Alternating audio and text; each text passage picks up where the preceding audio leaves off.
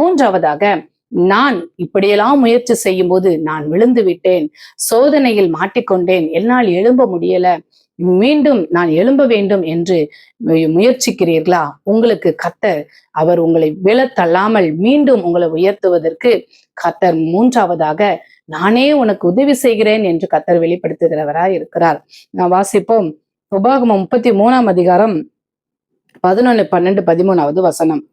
கழுகு தன் கூட்டை கலைத்து தன் குஞ்சுகளின் மேல் அசைவாடி தன் செட்டைகளை விரித்து அவைகளை எடுத்து அவைகளை தன் செட்டைகளின் மேல் சுமந்து கொண்டு போகிறது போல கர்த்தர் ஒருவரே அவனை வழி நடத்தினார் என்று நான் வாசிக்க முடியும். அருமையானவர்களே, இந்த இடத்துல கழுகை குறித்து நான் பார்க்கும்போது ஒரு விசேஷமான காரியம் என்னவென்றால், கழுகு தன் குஞ்சுகளை பறப்பதற்கு அது ட்ரைனிங் கொடுக்குமாம்.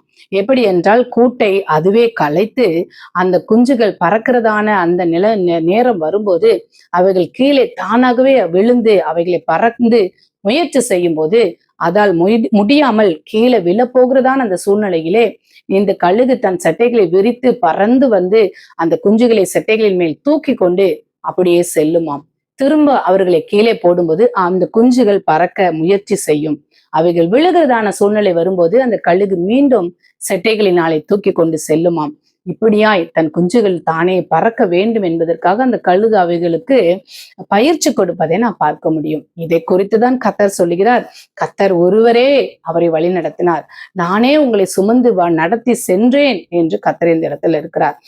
எகிப்திலே அடிமைப்பட்டு கிடந்த ஜனங்களே கர்த்தர் ஒருவரே வழி நடத்தி சென்றார்.